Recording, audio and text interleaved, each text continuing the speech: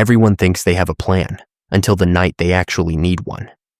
If disaster hit tonight, would your family survive the first hour? Most people wouldn't. They'd waste precious time calling relatives, packing useless things, arguing where to go, waiting too long. And in a real emergency, that first hour can decide everything. People don't fail because they panic. They fail because they never planned. A bag helps. A vehicle helps. But if your family moves in different directions, none of it matters. The thing most people skip isn't gear. It's the plan that keeps everyone moving together.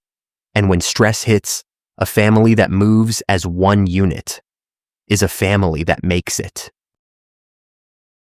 People think power fails first, sometimes. But often, the first system that truly breaks is communication. Phones overload, batteries die, network is slow, messages arrive late, and once communication becomes uncertain, people start making separate decisions. I'm going to Mom's. I'm coming to get you. That's why families need a plan made before confusion starts. Use 3 meeting points. Level 1, near home. Somewhere everyone can reach on foot quickly. A nearby park entrance, a known corner, a neighbor you trust. Use this for fire alarms, building evacuation, short local incidents. If home becomes unusable, everyone knows where to go first.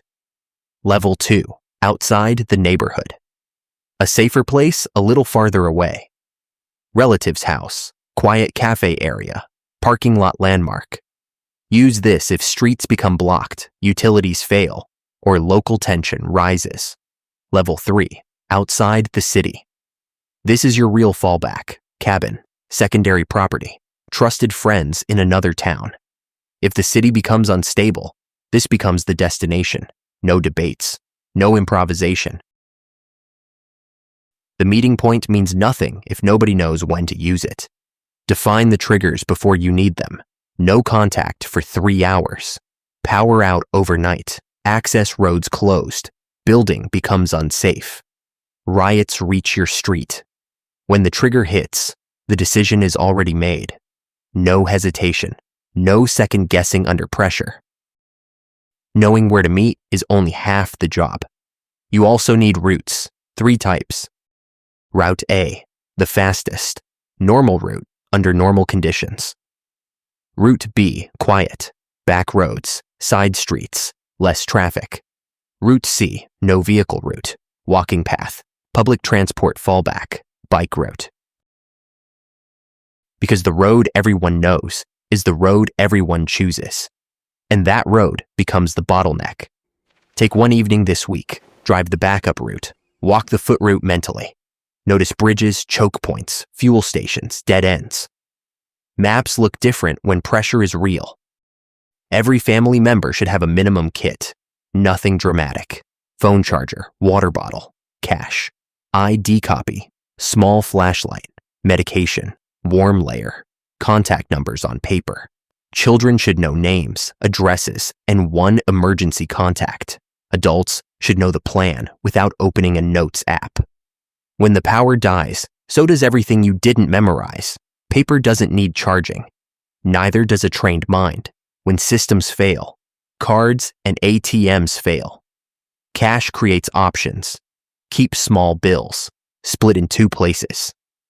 Some at home, some in vehicle. Just enough to move, buy fuel, food, or transport. This is where many families fail. Everybody assumes somebody else will do it. Decide now. Who gets the child? Who gets the older parent? Who takes the car? Who stays put? Who communicates updates? Responsibilities reduce chaos. Chaos loves unassigned tasks. Most people leave too late. They wait for official statements. They wait to see how it develops. But movement gets harder every hour. More traffic, more confusion. Early movement feels unnecessary. Late movement feels impossible. Choose carefully. So tonight, ask your family, where is level 1, level 2, level 3? What if phones fail? What if car won't start? What if you're all in different places? A crisis doesn't turn strangers into a team. It reveals whether a team already existed. If your family had to leave tonight, would you move as one or scatter in 5 different directions?